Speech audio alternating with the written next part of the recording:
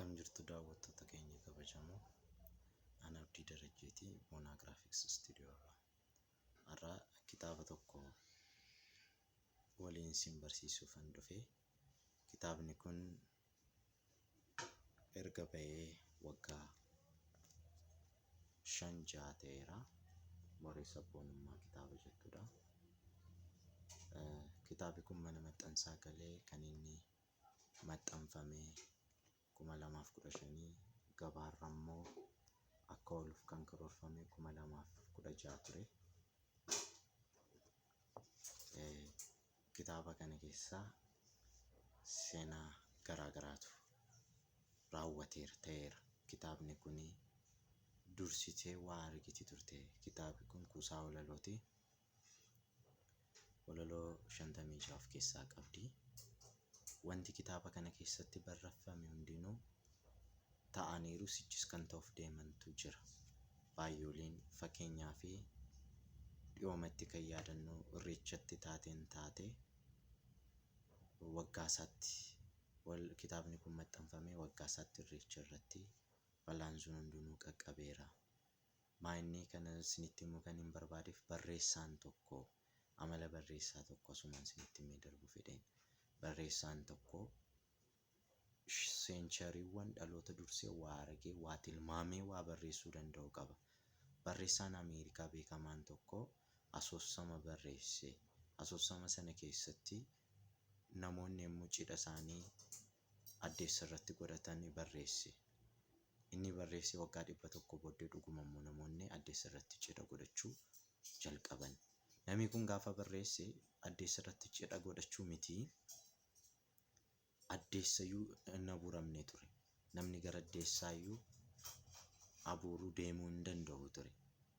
Garuu inni dhaloota dursee waa argee barreessee barreeffama isaa sana scientific fiction isa jennu jechuudha. Isa sana isaan immoo qorannootiin naasaan akkuma beektan har'a addeessa irra deddeebi'aa jiru. Inni kun uummata keessatti haala deemaa jiru, akkaataa deemaa jiru ilaaluu irraan kan ka'een barreesse walaloo kana. Taateen kun garuu waggaa isaatti hin raawwate. Darbees immoo mee walaloo kana isin dubbisa achi keessatti. Walaloo irreecha jedhu kana keessatti lagni Haroommayyaa gogee ture yeroo sicha. Lagni Haroommayyaa dhiyoodha kan inni deebi'e. Lakki gogee hin badu lagni Haroommayyaa jedha walaloon kun. Dhuguma akka yaade akka hawwe akka dheebote Oromoonis barreessaan kunis Haroommayyaan nuuf deebi'ee jira. Tokko irreechattis taateen sun immoo raawwateera. Mee isin dubbisa naamusaan na caqasaa ilaalame. Irreecha duruma dureerraan bardheeraan jalqabee qabsoof jaarraa meeqa darbeenuu qaqqabee. Jiidha kaasuut baannee gara malkaa deemna. Waaqa hundaa uume galata galfanna.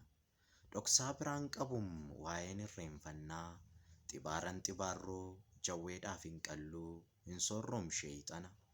Oromoon beekaadhaam harootti ol gahaa jiidha harkatti baatee. Dachee eebbifamtuun isaaf magarsitee galataaf qabatee. Gara horaa dhaqaam hoqubaattiin jechuuf waaqa isaa laatee. Jiidha leellifataam galaanatti cuubaa marga jiidhaa baatee. Ormiin jaallataniim waan baay'ee haasoom soba kakatanii. Tahinnaa lallabum jibba hanqaaqanii. Keenya lagatanii maqaa meeqa kennuuf isa ofii dhaban dhugaa jallisanii. Harka saamuu bari kun ta'uu fi didnaan seenaa xureessanii. Durumaan reenfannaam jiidha harkatti baannee gurmuun malkaa buunee. Galata rabbiidhaa jiidha baachuu keenyaan nuttomtuu hin hir'anne. Durumaan wal geenyaam muka kabajamaa odaa jala teenya uummatatu muddataam. Sirni gadaa qabnu hundumaaf fakkeenya. Sila akka yaadaniif baay'ee nu dhabsiisum aadaa keenya bada. Isaan awwaalanuu seenaan jiraataadha Oromoo gammadaa. Oromoon tokkumaam amantiin hin qoodu hora harsadiitti. Yaalanii dhabaniim harma muraan oliif calee calanqootti. Cubbuu meeqa laaqee ormi daba ooleef uumamni ragaadha. Haroon gadoo kuusee gaarri aloo lallabu lagni jiraataadha. Lakki gogeen badum ragaafsa barbaannaam nuti haroommayyaa. Lubbuun qeerroo meeqaa lagaa nuun deebineem dhiiga isaaniiti iyya. Galaanniif gaaroowwan waan nutti manqabuuf kanaaf leellifanna. Jallina barootaa bosonni naasahu nuti hin dhaggeeffanna. Hawaayee fi qaalluu adbaarii gabbaruu kana nuti hin barree. Mukaaf jawwee sooruun aadaa keenya mitim isaan godhu agarree. Oromoon waaqumaa jecha isaaf kenne qaaluu akka qaalluu. Munaaga munaagee shira daban oolu dhugaa jirtu naalu. Beekaa rabbi mudee egeree kan argu hayyuu qabna turre. Kan safuu haasa'uu haqaaf kan jiraatu kan gabbaran barree. Isaan wal makanii erbeedhaaf bututtuun dhugaa ukkaamsanii. Lafa nu saamanii godoo meeqa jaarum maqaa baay'isanii. Nu gidduu galanii haadhoo wal dhabsiisum cabaan nu eelanii. Harrasa qufaanu dura isaan tundeedhaan nu jalaa jiksanii. Egaa walaloon kun akkuma argitanii 2015 akka Girigooriyaanitti biyya Bishee Garbaa Shaambutti barreeffame. Taateen kun immoo kan inni hojiirra oolee irreechi suni balaan guddaan sun kan raawwate 2016dha. Waggaa tokkotti. Haroomayaan immoo 2021 bishaanichi kan deebi'e. Haroomayaan kan inni raawwate immoo almost waggaa 6 booddeedha jechuudha. Waan alleefuu kitaaba kana dubbisaa seenaa baay'ee keessaa argattu. Gara fuulduraattis wanta ta'uuf deemuun argattu ta'ee wanta darbees hin argattu. Barreessaan Abdii Darajjeedha. Barri kitaabi kun garuu gabaarra oole immoo kun fulbaana 2016dha. Egaa asirratti tarii fulbaanuma barreessite jechuu dandeessu ta'a.